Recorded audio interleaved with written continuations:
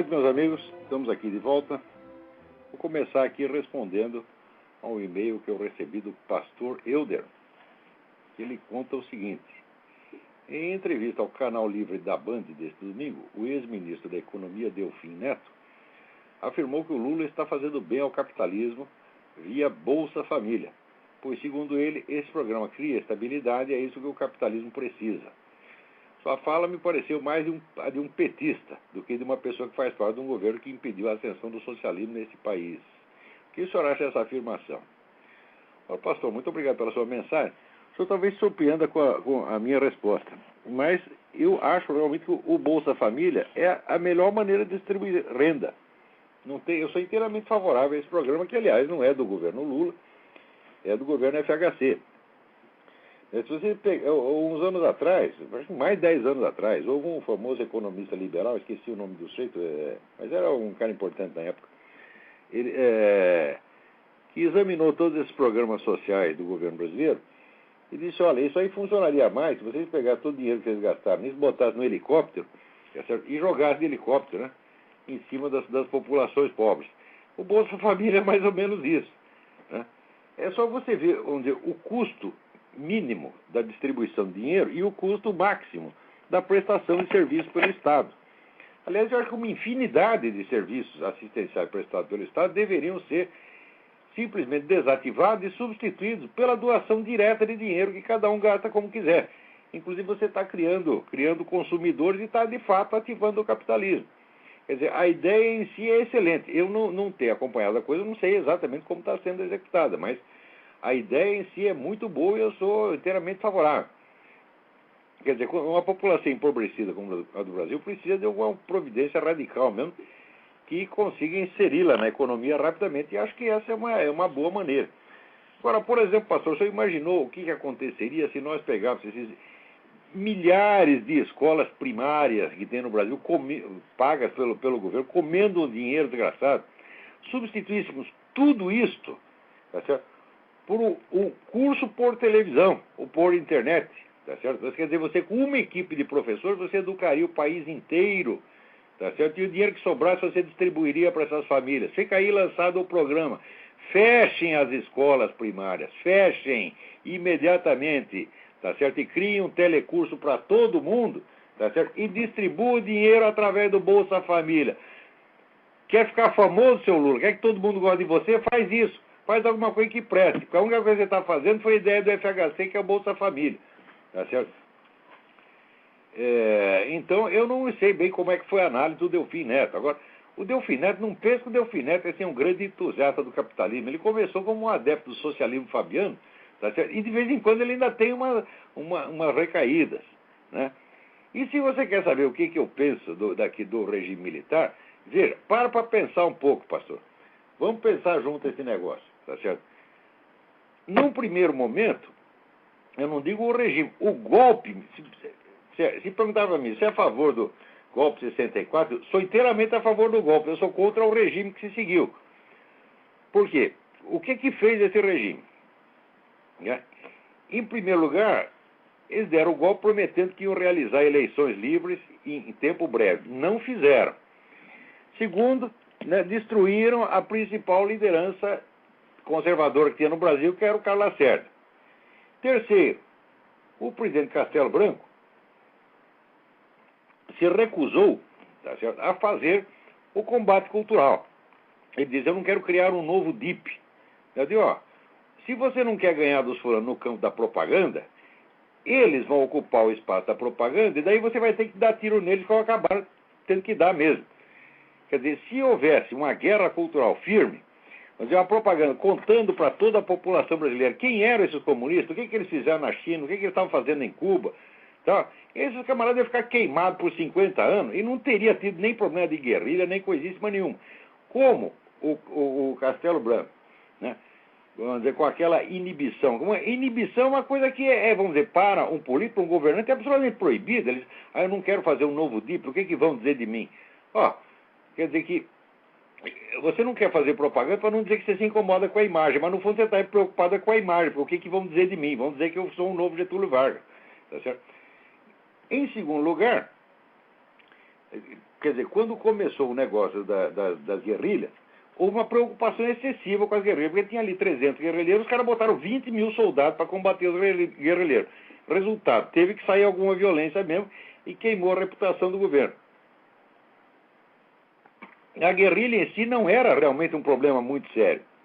Eles eram muito poucos e muito fracos. E uma guerrilha num país de dimensões continentais como o Brasil não é nada, né?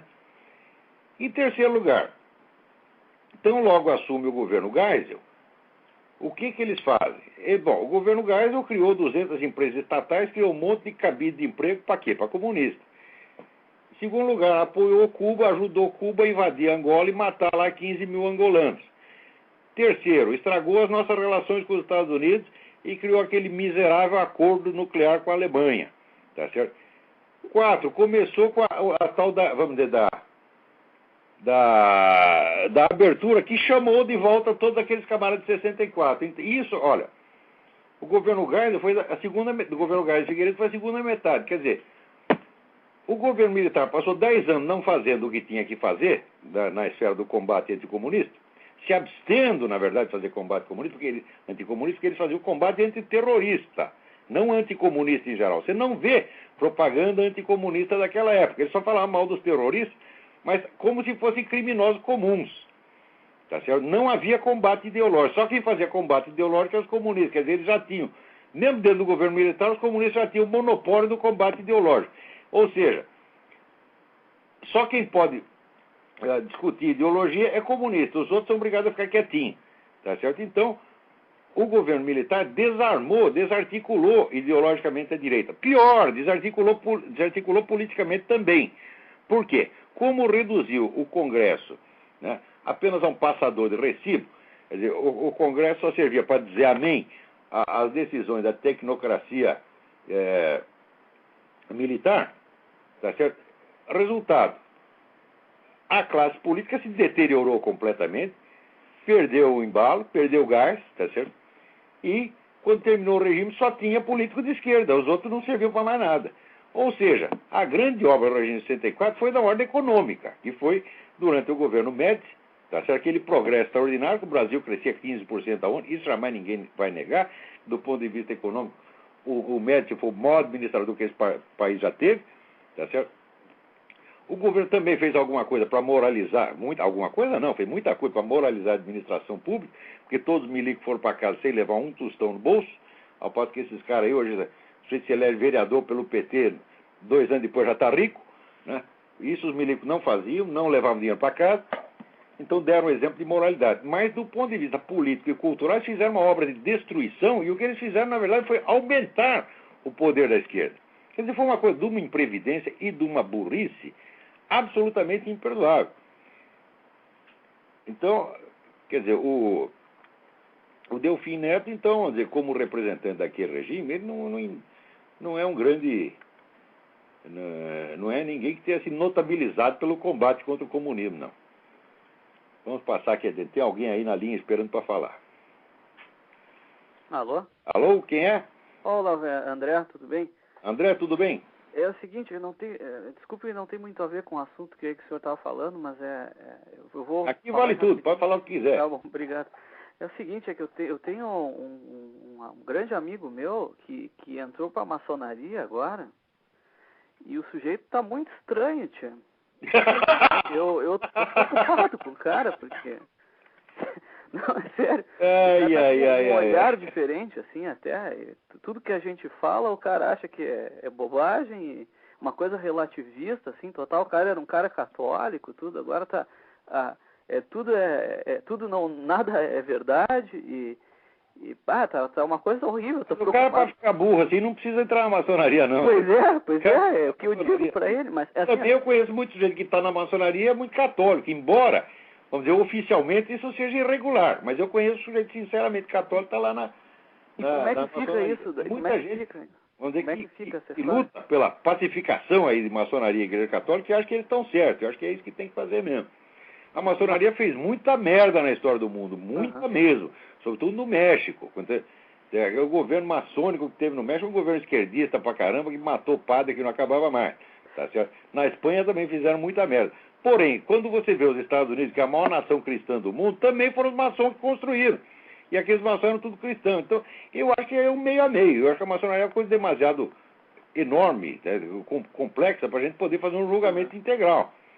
Né? Eu vejo que também, né, os estudiosos do negócio dizem que existe uma diferença muito grande entre a linha francesa da maçonaria e a linha anglo-saxônica, que deve existir mesmo. Porque aqui, durante a maior não só na fundação, como ao longo da história americana, não fizeram nada contra o cristianismo, ao contrário, só o ajudaram a crescer. Dizem que hoje, né, tem gente que atribui essa campanha anticristã que tem aqui à maçonaria. Mas também não acredito não, porque isso contraria toda a história americana. Pois é, porque o que ele me disse é que inclusive tem padres que participam lá desses negócios. Isso não pode. Padre entrar na maçonaria não pode. Padre entrar na maçonaria está excomungado. Quer dizer, oficialmente, o católico não pode ser maçom. Mas o protestante pode. E nós não podemos negar que tem... Vamos dizer que o protestante seja cristão. E outra coisa que... é uma coisa que é me irritar, é nego de uma igreja cristã falando mal da outra. O católico falando mal do protestante, o protestante falando mal do católico, do ortodoxo. Isso, para mim, é tudo uma viadagem imperdoável, tá entendendo? Tem que parar com isso. Não entendo nada desse negócio de maçonaria. Mas ele me falou, por exemplo, que veio um cara de Cuba aí falar uns negócios aí para eles. Que a maçonaria levou um cubano para falar? Pois Cuba lá? É. Essa loja maçônica é uma bela bosta. Pois é, o que tem a ver? Diz o nome da loja. O cara até falando do Fidel Castro está falando agora. Olha, quer saber o seguinte? Eu vou contar um detalhe. O Fidel Castro, ele, ao contrário de todos os demais regimes comunistas, ele não perseguiu a maçonaria. Ele não fez nada contra a maçonaria cubana. Mas foi o único. Porque, olha, por exemplo, eu morei na Romênia. A maçonaria romena inteira estava na cana, você está entendendo? E pior, tinha um sujeito que é o grão-mestre da maçonaria, depois descobriram que ele que era o agente lá da Securitate. Securitate é a KGB romena. Era ele que era o agente da Securitate que dava os amigos. Foi tudo parar na cana. Entendeu? Quer dizer, a maçonaria lá sobreviveu, não se sabe como. Agora, em Cuba, de fato, o Fidel Castro foi mais esperto, né? Como ele sabia que nos Estados Unidos tem muito maçom, então ele decidiu não arrumar briga com a maçonaria. E o Lula não é maçom também? Olha, pelo que eu sei, eu acho que é. Eu acho que ele é, eu acho que o FHC é, eu acho que no Brasil todo mundo que está na política é, de algum modo. É isso? Mas eu não acompanho as atividades da maçonaria brasileira na atualidade. Eu sei, vamos dizer que no Império, por exemplo, todos os fundadores do Império eram maçons, tá certo? Também sei que depois, quando veio a República surge em parte de uma aliança entre uma fração da Igreja Católica e uma fração da maçonaria. Que estavam os dois, a Igreja estava muito brava com o imperador, porque o Império foi uma fase de muita perseguição contra a Igreja, né? Os nossos imperadores eram, como é que diz, eram maçom do B, você entendeu? Eles eram anticatólicos pra caramba. Então, a Igreja foi muito sufocada no Brasil durante o Império. Então, a República foi a salvação. Para proclamar a República, então, uma pala da maçonaria que estava brava com o imperador se aliou, né, com a Igreja. Tanto que a Igreja no Brasil só veio a ter liberdade mesmo, poder, por exemplo, abrir novos monastérios, abrir escolas, etc., quando veio a República. A República salvou a Igreja no Brasil. Né? Também tem muita gente que fala, não, o Império era melhor. Sob certos aspectos era melhor, sob outro era pior.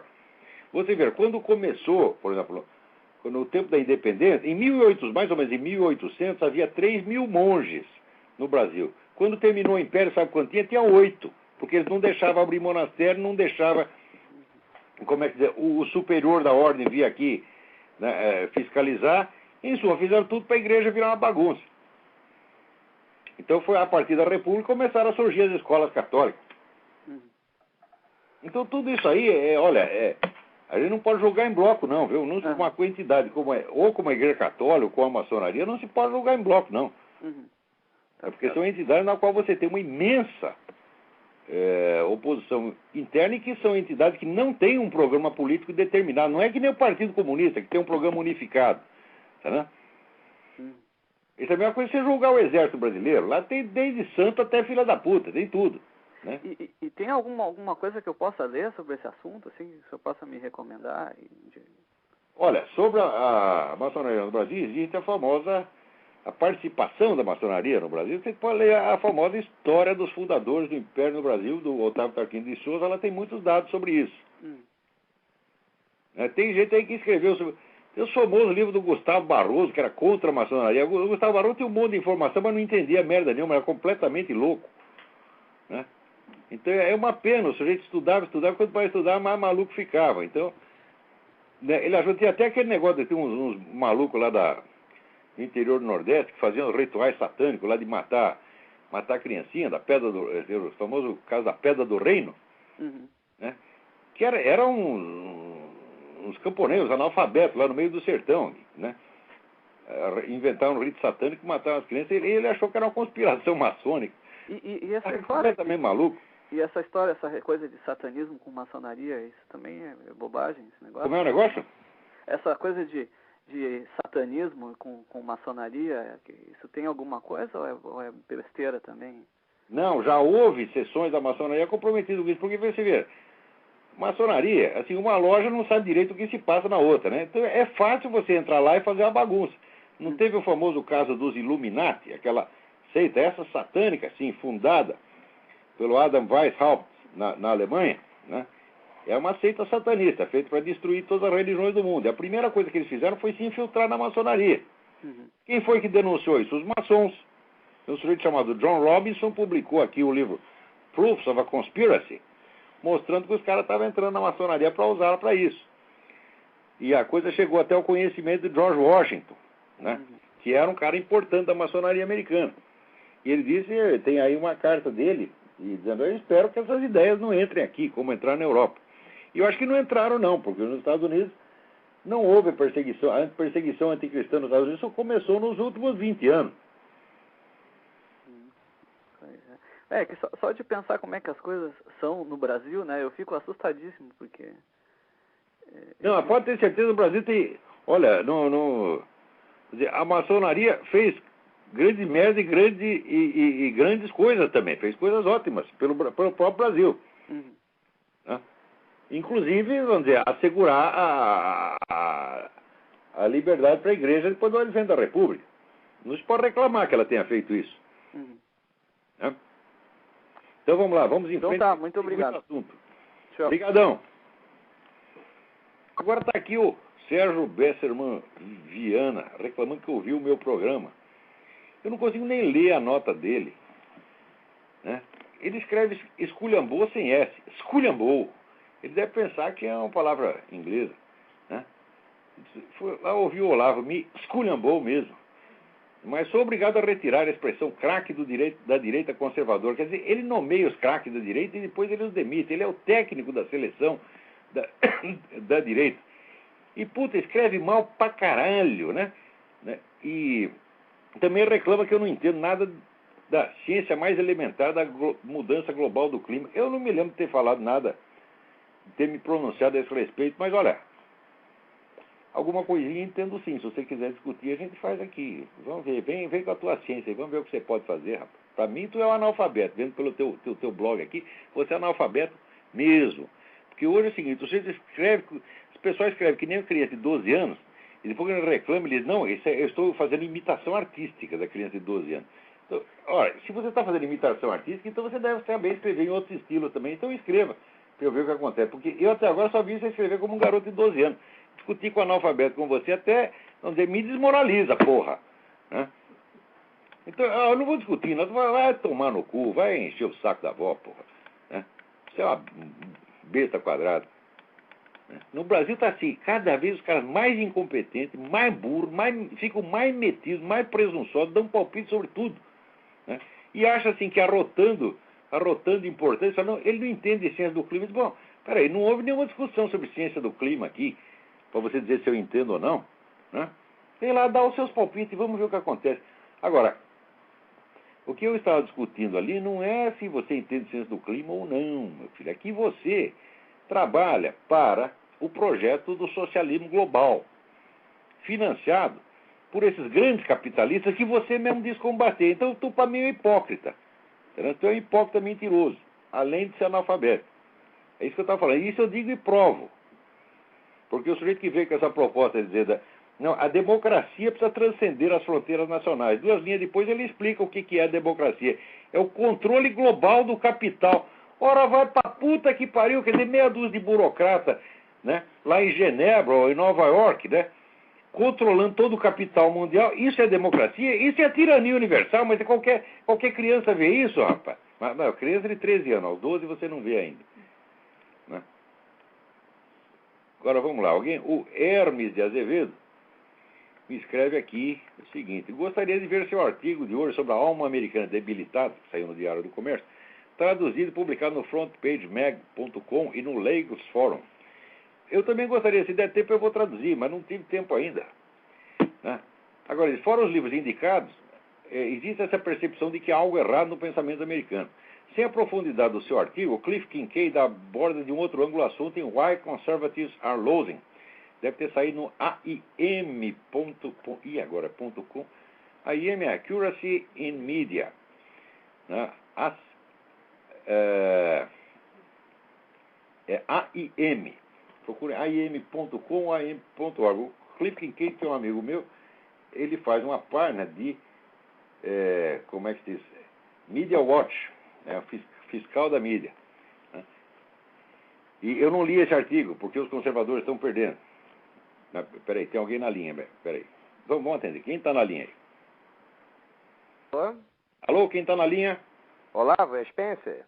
Spencer, tudo bem? Tudo bem, Olavo? Olavo, eu estou falando aqui de Londrina e a minha úlcera tá que não aguenta mais por causa dessa petralha, dessa vermelhada toda. Ah, eu também estou doente, só que a minha doença chama-se escrotomegalia. Pois é, mas tu ainda conseguiste chegar na idade que tu chegaste. Eu estou com 30 e estou com o estômago todo furado por causa desse pessoal, né? Então, assim, Olavo, eu tô tentando voltar para a faculdade de economia e eu comprei uns DVDs aqui da cultura, né? De história, para tentar relembrar alguma coisa. E o nome do cidadão aqui é o professor Clídes Roberto de Moraes, tá entendendo? Aham. No Brasil começa a falar que o sujeito é professor, olha, fala professor, eu já saco do meu rolo de papel higiênico. Pois é, professor de história, então tu já viste, né? Que professor de história, então, Deus me livre. Então, ele falando da União Soviética, enfim, e falando do Lenin. Tem um negócio que me irrita quando falam do Lenin, é querer colocar que o que aconteceu na União Soviética foi culpa da doença do Stalin e que o Lenin não tem nada a ver com isso. Não, o Lenin pessoalmente mandou fuzilar 2 milhões de pessoas, que brincadeira é essa? Pois é, esse pessoal parece que não sabe da existência da Tcheca, né? Lenin tinha sífilis e morreu de sífilis. Né? Quer dizer, ele já estava em pleno delírio sifilítico durante a Revolução. Perfeito. Olha, delírio sifilítico não torna o sujeito burro, não. Às vezes torna até mais inteligente, mas é louco. É psicótico, né? Psicótico. E ele coloca... As palavras que ele usou foi o seguinte: Stalin reverteu toda a cultura humanística que Lenin quis implantar na União Soviética. Cultura humanística de Lenin? Lenin era uma besta quadrada. Tu lê aquele livro dele, Materialismo e Empirocriticismo, aquilo ali é do primarismo. É um livro bom, não serve nem para limpar a bunda, tá entendendo? Porque alguma cultura anal, pelo menos, as pessoas têm que ter. Se você ler aquilo, tá certo? Se você limpar a bunda com aquilo, até seu cu vai ficar burro. Não leia não, tá entendendo? Pois é, Olavo, eu queria mesmo tentar desmoralizar esse cidadão, porque é só isso que eles fazem com a gente mesmo. Não conseguem argumentar e partem para desmoralizar a gente. Então eu não sei se está certo usar as armas deles, mas eu não aguento mais. A única diferença do Lenin e do Stalin é o seguinte: o Lenin não mandava fuzilar os caras do próprio partido, tá certo?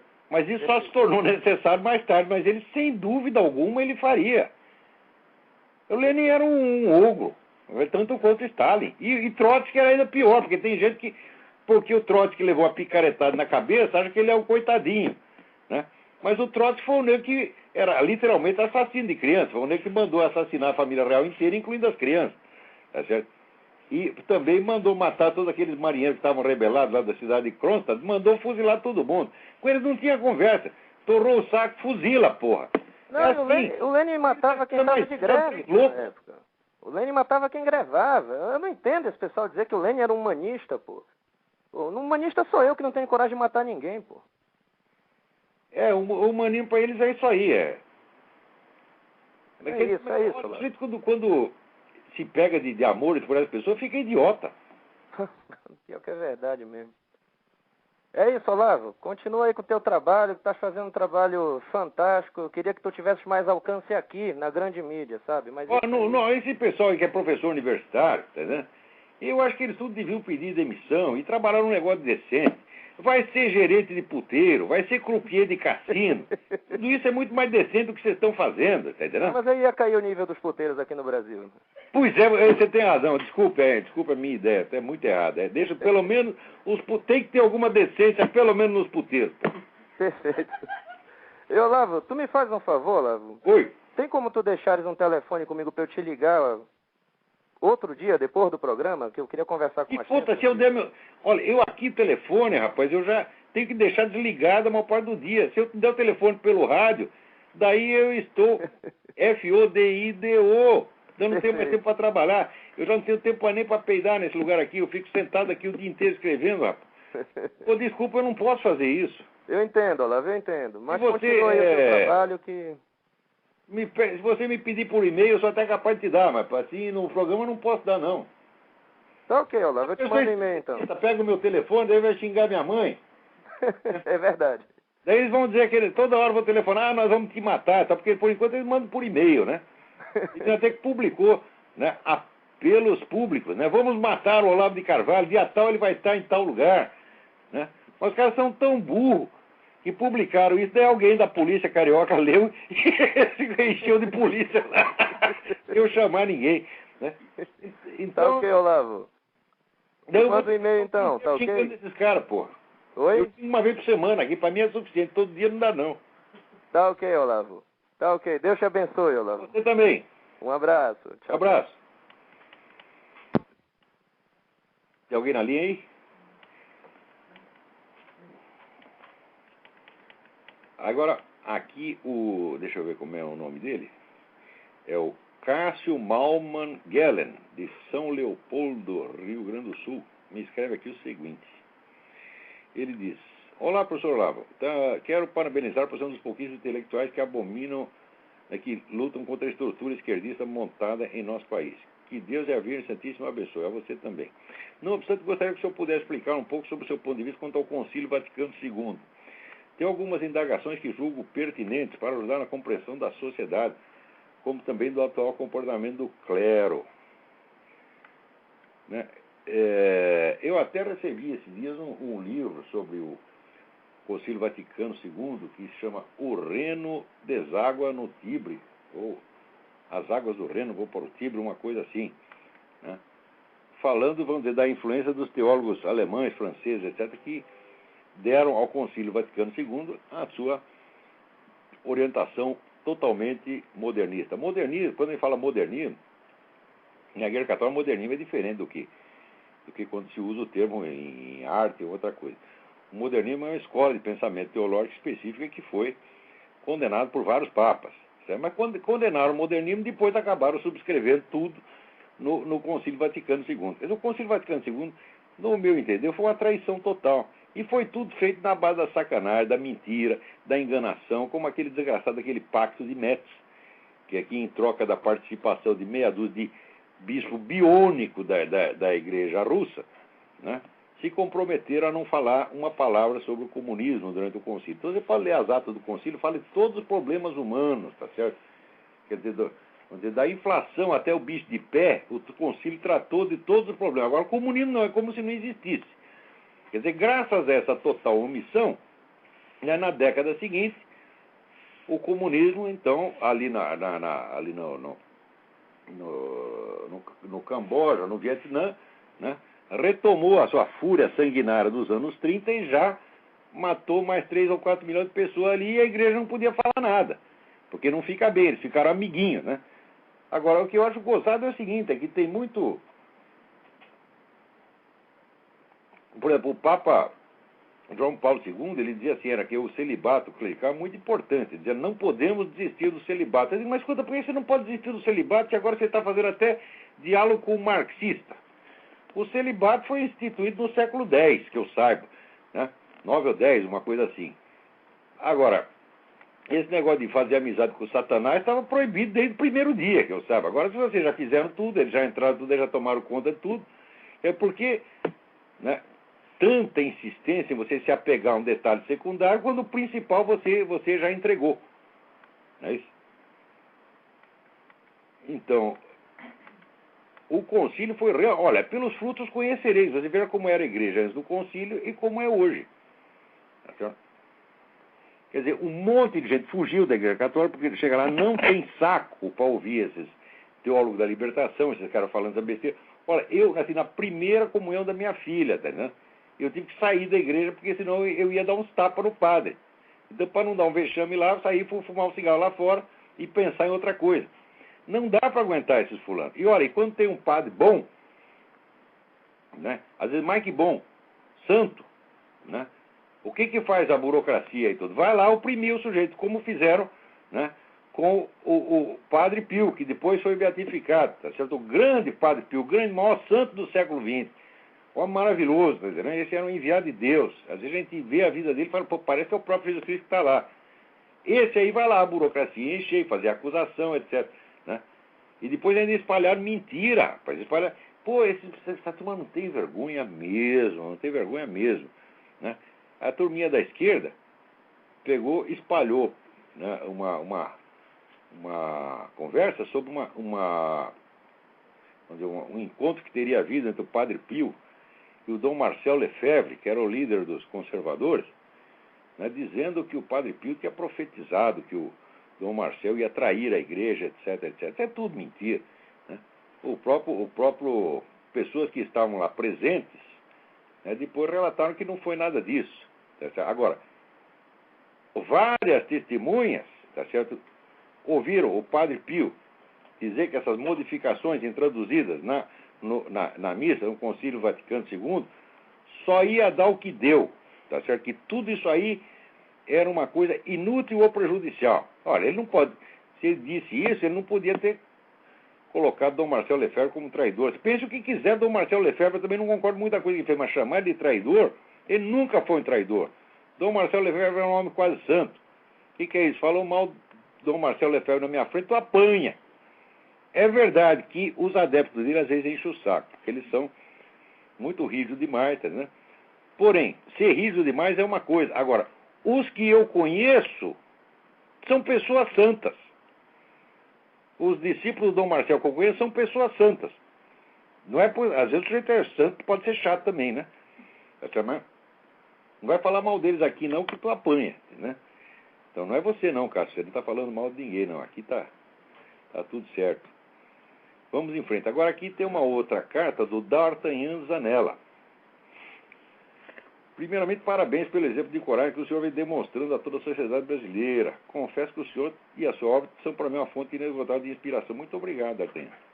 Dito isso, tem uma pergunta. Quanto à mentalidade revolucionária, seria possível fazer um paralelo com o que Friedrich Hayek denominava como moral construtivista? Não tem a menor dúvida. Agora, a moral construtivista, ela é um elemento da moralidade da mentalidade revolucionária. Um elemento, e vamos dizer, até um elemento tardio. Né? Ele mesmo se baseia no que eu chamo de inversão do tempo. Inversão do tempo que significa você supor um futuro hipotético, e daí você toma esse futuro hipotético como uma premissa para você entender toda a história anterior. Não é que você inverte o tempo. Né? O depois fica sendo a explicação do antes. Né? Agora, com a inversão do tempo também se inverte sujeito, objeto, causa e efeito, etc, etc. Em suma, essa é a minha tese que eu já apresentei em aula várias vezes e estou escrevendo um livro a respeito sobre a mentalidade revolucionária, que ela é realmente, a estrutura dela é a inversão. Né? E dentro dessa inversão aparece o negócio da moral construtivista. Né? Ora, você veja, por exemplo, essa turma que explica assim, por exemplo, explicando a criminalidade pela miséria, né? É um exemplo desse tipo de mentalidade. Né? Quer dizer, olha, eu morei na Romênia. A Romênia é muito mais pobre do que o Brasil. Tinha mendigo para tudo quanto é lá, tinha até leproso na rua. Não tinha violência alguma, simplesmente não tinha crime de morte. O único crime de morte que eu vi durante tanto tempo que fiquei lá foi um soldado que descobriu uma mulher com o outro na cama e passou fogo. Esse foi o único crime de morte. Agora, assalto à mão armada simplesmente não existia. Tá? Se você for na Índia também, aquele povo lá ninguém tem onde cair morto. E o resultado, tem multidões que dormem na rua, faz comida na rua, etc, etc.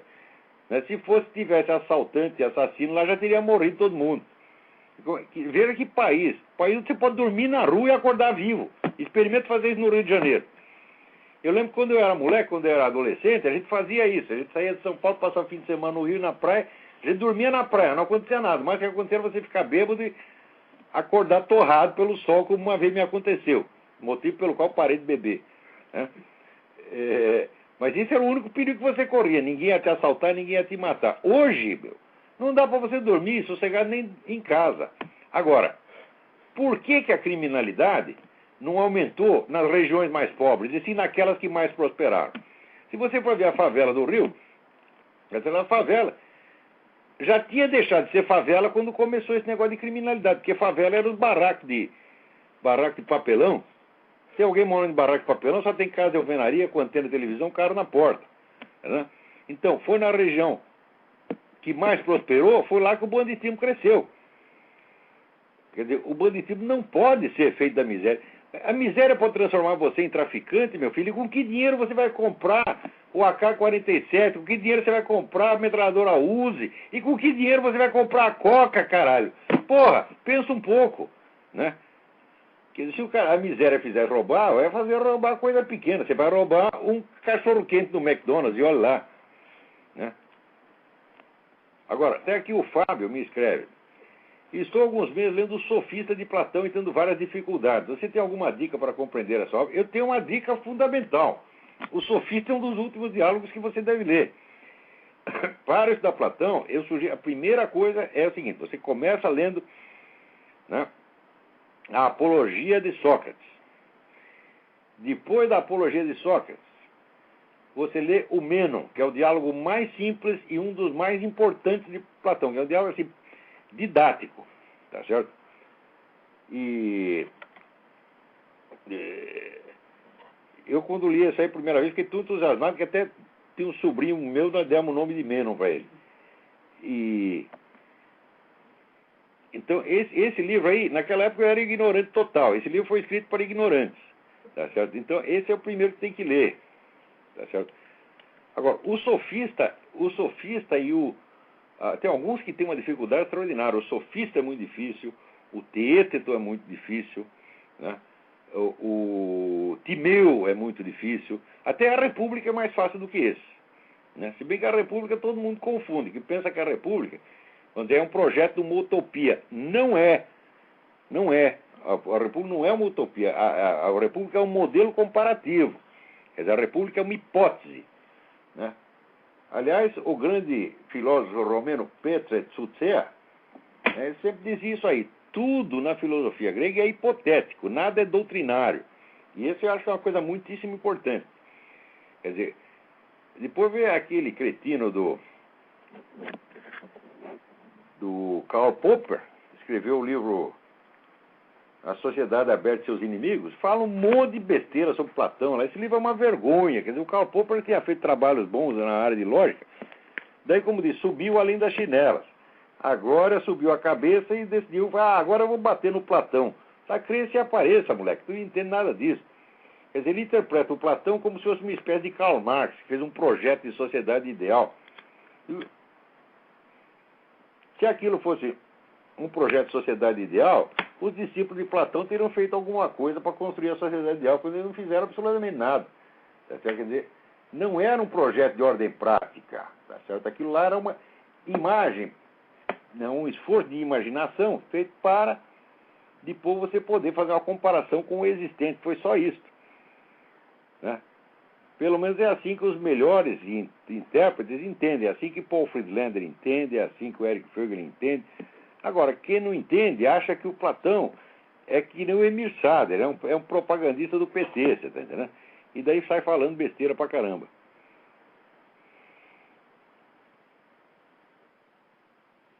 Vamos ver.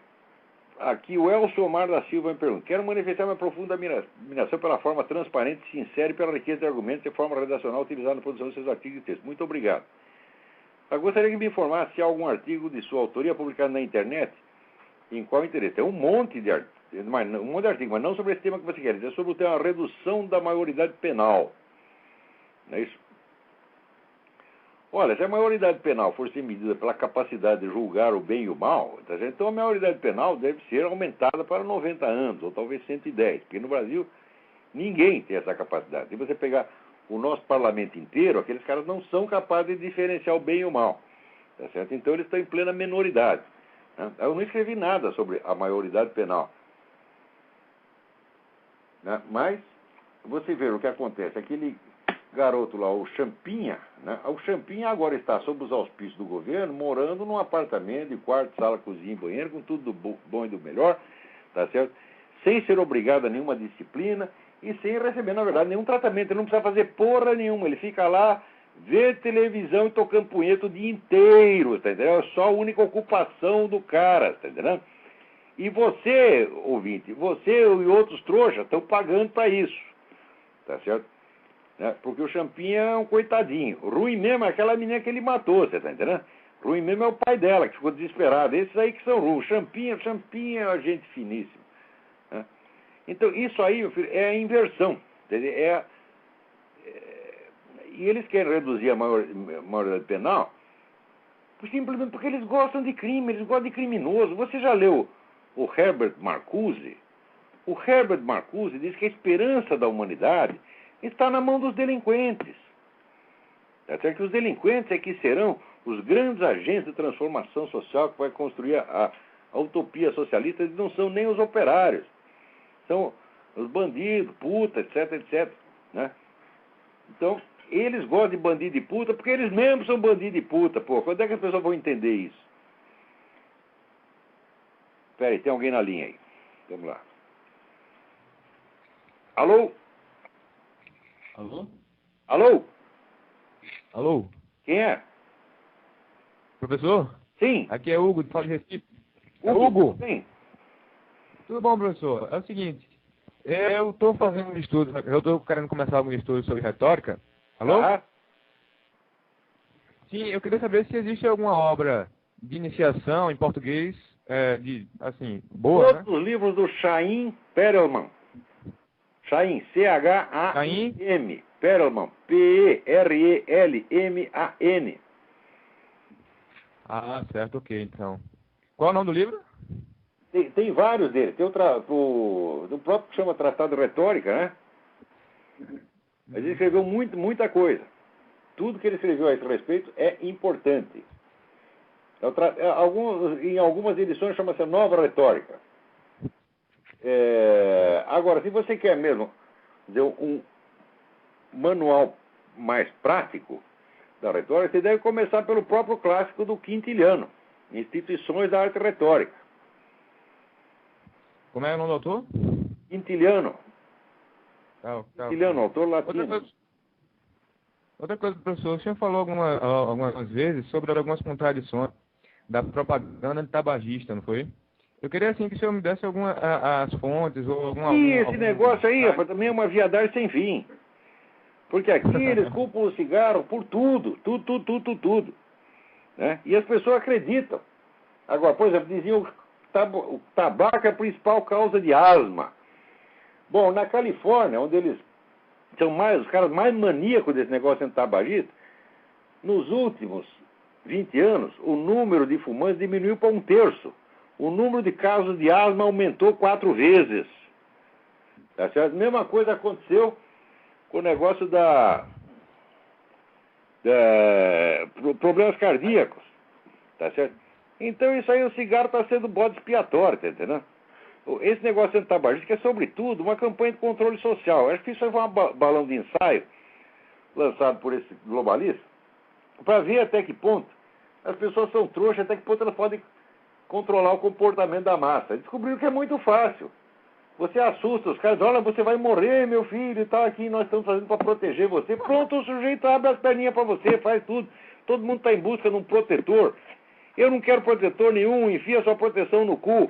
Meu protetor é Nosso Senhor Jesus Cristo. Eu quero que a ONU, a Organização Mundial da Saúde, os antitabagistas todos vão à merda. Não quero a proteção deles. Senhor... Outro dia morreu uma tia minha aos 91 anos. 91 anos. A velha trabalhou e fumou 3 maços de Hollywood, que é uma merda de cigarro, cá entre nós. Até o último dia. Sabe o que o médico botou no atestado de óbito dela? Causa morte, tabagismo. Mas não é uma sem vergonhice? O que ele quer dizer com isso? Se a velha não fumasse, ia viver 180 anos? Né? Eu gosto muito da história do ator americano George Burns. Quando ele completou 100 anos de idade, foram entrevistar ele, chegar na casa dele, tá o velho fumando o maior charutão, né? Daí o repórter pergunta, o que seu médico acha disso? E o Burns respondeu, meu médico já morreu.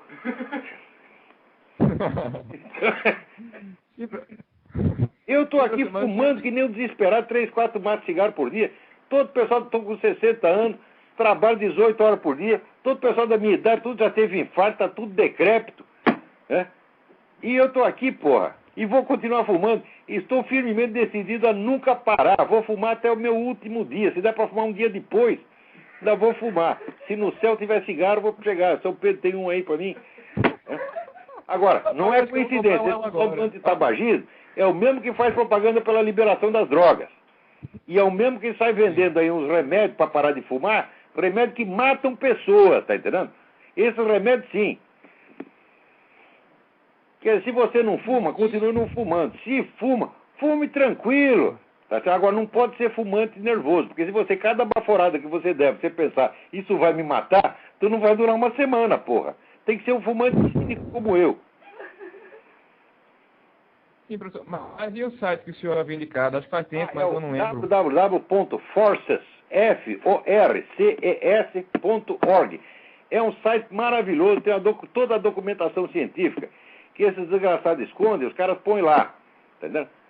Por exemplo, tem a estatística da ONU, a Organização Mundial da Saúde, morre 400 mil fumantes nos Estados Unidos por ano. É verdade que morre 400 mil fumantes por ano, só que é o seguinte, eles morrem na mesma idade do restante da população. Até duram um pouco mais, você quer saber. Então o que eles fazem? Eles pegam a primeira informação e eles põem na revista popular. A segunda fica escondida na revista técnica deles. Isso é tudo um bando de picareta. Vai lá no Forces que você vai ver. Aliás, eu virei, deixa eu fazer propaganda minha, fazer 2 propagandas minhas mesmo. Primeiro, né, eles me convidaram e eu aceitei para ser membro do Conselho de Honra da Forces. Estou lá com muita honra. Vai lá no Conselho de Honra, você vai ver eu lá. Né?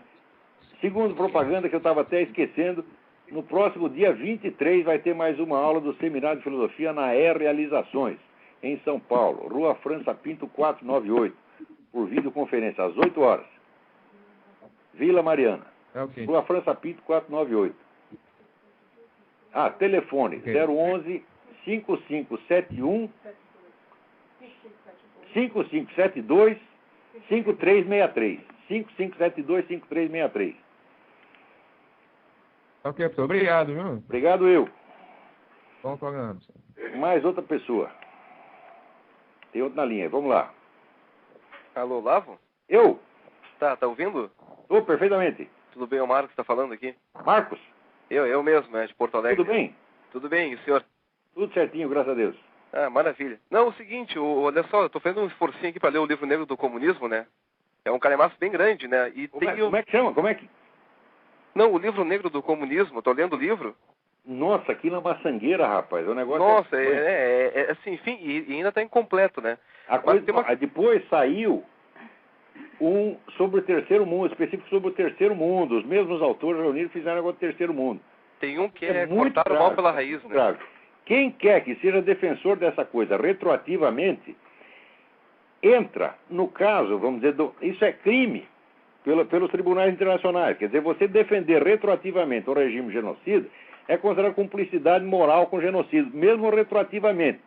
É que o que faz, por exemplo, no país, esse PCdoB, tá certo? Diz aí que o vice-presidente tá ruim e tal. Se o vice-presidente, né, entra em licença, ou acontece algum negócio para ele, e entra o presidente da Câmara, vai ser o Aldo Rebelo, presidente do Brasil, o homem do PCdoB, que é um partido que não deveria poder existir. Partido genocida, filha da puta, partido maoísta. Passou a vida justificando aquela merda que o Mao fazia lá. Como é que admite existir uma coisa dessa? É a mesma coisa de fundar um partido nazista, é a mesma coisa de fundar a Al-Qaeda brasileira.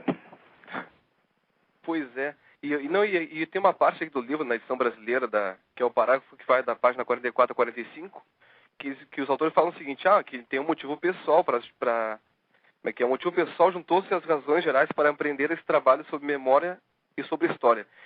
Eles dizem aqui que, aqui diz a frase, né, se seus autores a conduzem incansavelmente, é por terem a consciência de que não se pode deixar a uma extrema-direita cada vez mais presente o privilégio de dizer a verdade. Olha, eu duvido particularmente que os caras tenham feito um livro inteiro desse tamanho e dado esse tipo de justificativa pessoal. Olha, né? se não existisse a extrema-direita, porra, isso tudo teria sido escondido. E cada vez que alguém chama o sujeito de extrema-direita, cuidado com esse negócio, porque, por exemplo, aqui teve toda essa campanha para dizer que o Joe McCarthy era perseguidor de inocentes, acusou um montão de inocentes. Hoje em dia tem prova, depois que abriram os arquivos de Moscou, todos aqueles caras que o McCarthy acusou eram agentes do comunismo mesmo. Quer dizer, ele não está falando aquilo por ser extrema-direita, não está falando porque é verdade. Claro que tem cara de extrema-direita, tem sim. Quer dizer, um cara que prega o governo autoritário, quer botar todo mundo na cadeia, quer fuzilar comunista. Olha aqui. Os comunistas mataram 100 milhões de pessoas na mais branda das hipóteses. Se chegar para os caras da direita e dizer, olha, nós temos aqui uma fórmula para acabar com o comunismo, é matar 100 milhões de comunistas. Ninguém na direita aceita. Ninguém na direita é tão extrema quanto os comunistas são. Não, e a questão que eu queria levantar é a seguinte, o que levou esses autores a fazerem esse livro, que é um inventário, como eles mesmos falam, né? Agora eles eram todos esquerdistas, tá certo? Então, Sim, de certo modo, eles querem limpar um pouco a reputação da esquerda, confessando tardiamente os crimes. Esses caras eram os mesmos que, quando a coisa estava acontecendo, eles negavam e ajudavam a encobrir. Quer dizer, agora é um meio semi-arrependimento que tiveram, né? Porque, olha, esquerdista bom, eu não digo nem que esquerdista bom, seja esquerdista morto, porque para morrer você tem que viver antes. Isso vai ser um defeito terrível, porque enquanto viver você vai fazer um monte de merda. E esquerdista bom é aquele que ainda não nasceu. Então, se perguntar, por exemplo, eu sou favorável ao aborto, eu sou favorável ao aborto de petistas, de cara do PCdoB, todos devem ser abortados. O que não abortar, pode abortar retroativamente. Tá certo? Então, é melhor que não exista, que seja abortado, que jogue espermatozoide. É melhor tu jogar um espermatozoide no lixo do que você gerar um comunista. Tá certo? Agora, matá-los não adianta nada. Primeiro, quando mata, eles já fizeram um monte de merda. Segundo, que você vai sair matando comunistas, vai ter tanto comunista para matar que você vai fazer uma merda do tamanho que eles fizeram. Então, não tem que matar os caras, não. Tem que contar a verdade sobre eles, jogar a verdade na cara dos fulanos, tá entendendo? Envergonhá-los em público, tá certo? Tirar a reputação deles e fazer com que as pessoas os desprezem. É isso que tem que fazer. Que é o que o governo militar brasileiro não fez. O governo perseguia os caras quando eles faziam terrorismo, mas propaganda contra eles não fazia, não. Eu me lembro dos cartazes que tinham contra os guerrilheiros na época, nenhum chamava os guerrilheiros de comunistas. Era proibido de chamar de comunista, tinha que dar a impressão que eram apenas criminosos comuns. Quer dizer, o governo militar se absteve da luta ideológica, se absteve covardemente da luta ideológica e depois ainda ajudou os comunistas a voltar ao poder e ajudou os comunistas a matar angolano. Tá, quer dizer, isso é o que no Brasil se chama de extrema-direita. Pois é. Tá bom, Olavo. Tá bom. Obrigado pelo tempo. Deus te abençoe. A você também. Obrigado, abraço. Tchau, tchau. Agora aqui tem a notícia. Gasto com cartão é recorde na gestão Lula. Né? Mas olha aqui. Eles estão lá para isso, porra. Olha, já dizia, né, no tempo da Revolução Russa, tinha lá um importante teórico chamado Parvus. Ele tem um nome alemão, não lembro direito o nome do cara. E o Parvus, ele foi para a Turquia fazer um negócio, ficou milionário lá. E ele escreveu o seguinte, olha, a melhor maneira da gente derrubar o capitalismo é a gente ficando tudo capitalista. Você não imagina o número de empresas milionárias que estavam lá segurando a vida do Lenin. Tem o livro do Alexander Solzhenitsyn, que se chama Lenin em Zurique. Não saiu no Brasil, só tem edição americana. Então, conta lá como é que era esse negócio. Eles tinham um monte de empresas, agora também tem. O que comunista mais gosta é dinheiro, porra. Sempre foi assim. Agora, eles gostam de dinheiro, fica na mão deles. Dinheiro na mão dos outros não pode. O capitalismo é só para eles. Para nós é o comunismo. Como está na China. Né? É o comunismo para a massa e o capitalismo para quem pode. Os Lenins, os Mao Tse-tungs, etc. Né? Mao Tse-tung é assim. Mao Tse-tung queria comer uma mulher, instalava o dedo, pum, já ia 50 puxa-saco buscar a mulher. E às vezes não era nem mulher, era o guardinha do palácio da Paz Celestial. Aquele guardinha é bonitinho, vou comer ele. Fazia tum, já ia putar do Partido Comunista, agarrava o coitado do moleque, baixa as calças aí, já veio o mal de Setunga, pum, aconteceu. Era assim o negócio, quer dizer, esses caras só pensam nisso, eles só querem desfrutar do bom e do melhor à custa dos outros. Tá certo? São pessoas sem... quem mais gastou foi aquela tal da dona Matilde, aquela acha que preto não deve gostar de branco. Né? Olha aqui, ô dona, a senhora vai à merda, porque é o seguinte, eu tenho filho mulato, a senhora fica fazendo intriga entre eu e meus filhos, vai pra puta que pariu. Tá, né? Quer dizer, por preto não gostar do branco, então meus filhos não podem gostar de mim porque eu sou branco de olho azul? Ora, vai à merda, dona. Então, como é que eu vou tratar com respeito uma vagabunda dessa?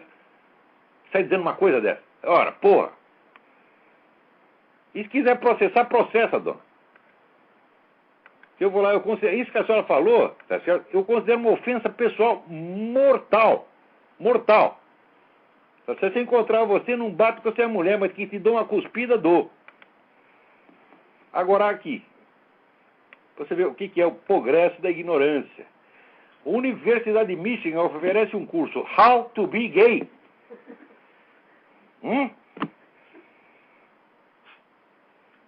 Vocês entenderam? Você vai lá, né? O material didático é um tubo de vaselina. Né? E você sai lá e quando não conseguiu uma hemorroida, tu não tira o diploma. Puta merda, é só o que falta. Era só o que falta. Agora o mais bonito é o seguinte, é que o que eles falam é que isso aí é pluralidade. Isso é o pluralismo. Existe uma pluralidade de maneiras de ser gay. Eu sei que existe. É claro que existe. Em geral tem um em cima e outro embaixo. E vocês estão sempre em cima, embaixo está sempre nós. É isso que vocês querem, tá entendendo? Porra. Vamos. Tem gente na linha aí, vamos lá. Alô? Alô? Alô? Acho que caiu a ligação. Caiu a ligação. Agora aqui, o Ivanaldo Santos é professor do Departamento de Filosofia da Universidade Estadual do Rio Grande do Norte. Sou conhecido no meu acadêmico como Ivanaldo Santos. Inicialmente quero ser parabenizado pelo condão da sua obra. O senhor é um homem corajoso, porque você é professor da universidade, veio falar bem de mim. Cuidado aí, hein, professor Ivanaldo. Os caras são perigosos. Né? Daí ele me mandou um artigo aqui sobre a ameaça do neo-stalinismo. Vou ler com muita atenção o seu artigo, professor. Agora, cuidado, senhor, escrevendo essas coisas aí, né? O senhor, quando sair na rua, saiu com um porrete, né? Aqui tem um negócio que eles chamam de blackjack. É feito assim, 2 pedaços de sola com um toco de chumbo no meio. Dá para rachar qualquer cabeça. Aí no Brasil, para escrever esse negócio, você tem que andar com blackjack. Parabéns pela sua coragem. E agora, eu acho que acabou o nosso tempo. E acabou mesmo. Agora, só vou ler mais um negocinho aqui, rapidinho, que foi mandado pelo João Prola. Ele diz que entrou no site da Heritage Foundation e ficou decepcionado, porque todo mundo lá acha que o Lula é a solução para o problema representado pelo Chaves. Ora, o Chaves é filhote do Lula. O Lula mesmo ele mesmo já confessou que foi através do Foro de São Paulo. Foi o Foro de São Paulo que assegurou o poder para o Chaves. O Chaves é a criatura do Foro de São Paulo. Agora, eu já falei isso na Hudson Institute, na Atlas, na Heritage nunca falei. Tá certo? E deve ter muito nego frouxo lá também, é verdade. Mas vamos ver o que a gente pode fazer para esclarecê-los. Vamos lá, tem mais alguém na linha aí. Rapidinho. Alô? Alô? Alô? Caiu a ligação, mas também não dá mais tempo, já acabou o nosso horário aqui. Então, muito obrigado a todos e até a semana que vem.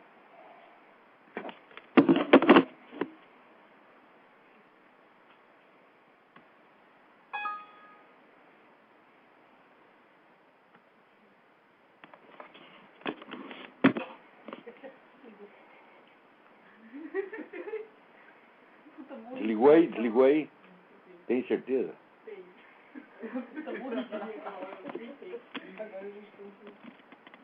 Vai aparecer, que eu rimo alto e eu sou perto.